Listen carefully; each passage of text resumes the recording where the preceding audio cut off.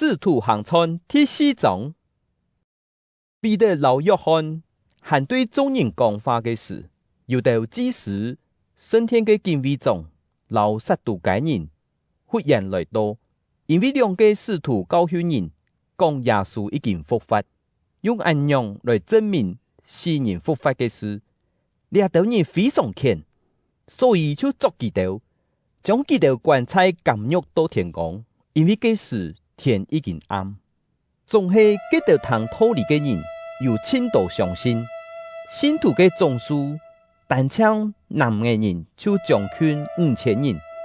第二日，猶太人嘅領袖、長老、老經學教師在耶路撒冷設席開會，大祭司亞那、老該亞法、並約翰、老亞歷山大，還有大祭司嘅親戚，全部在嗰位。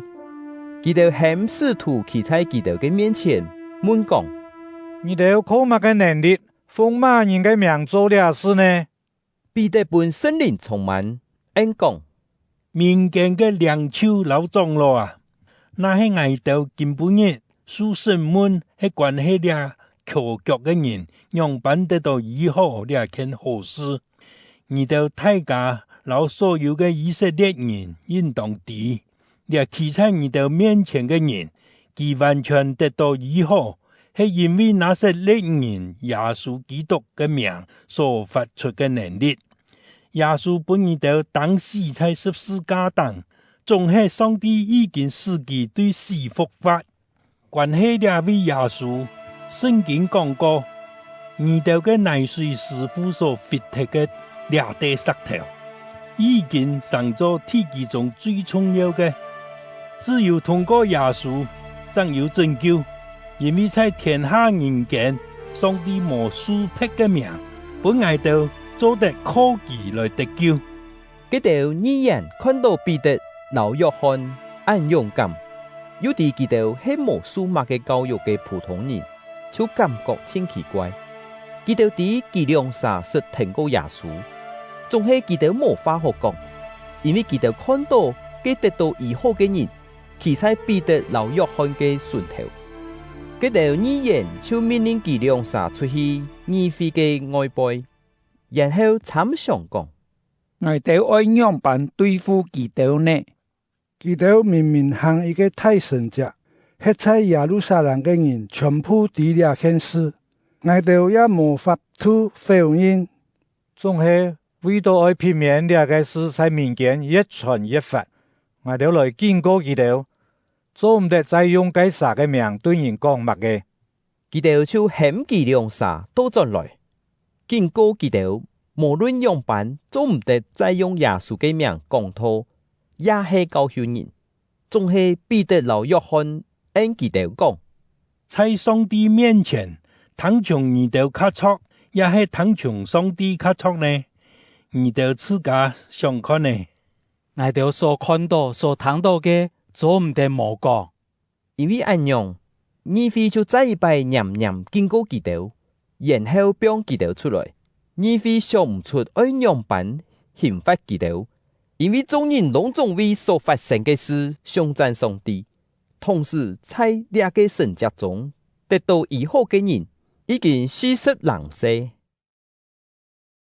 彼得老約翰一下得到釋放。嚴時轉信徒嘅位去，將祭司長老長老所講嘅話對大家報告，佢哋聽到就同心大聲祈禱上帝，講：創造天地海，老其中萬物嘅主宰啊！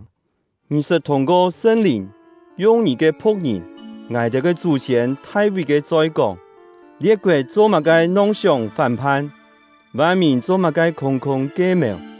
世上嘅王放起來準備，掌權嘅官也氣息強下，想要攻擊主老其嘅主教者基督。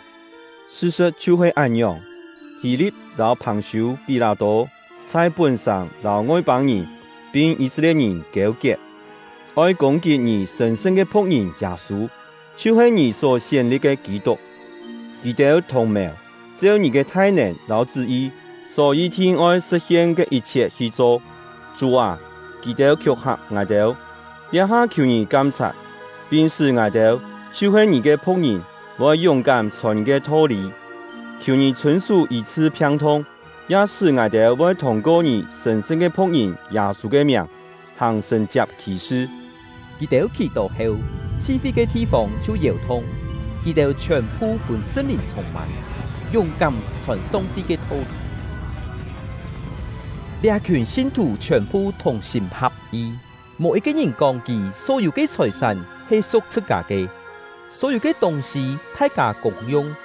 佢哋試圖用大能力見證主耶穌嘅復活，上帝太舒服本每一個人。在佢哋當中，冇人欠物嘅，佢哋有田有屋嘅，就將賣田產加入嘅錢帶來，並在使徒嘅面前分每個需要嘅人。有一個在塞浦路時出世嘅利未人，名按到約瑟，使徒喊佢巴拿巴，意思就是鼓勵者。佢賣得佢嘅一地田地，將錢帶來交本使徒。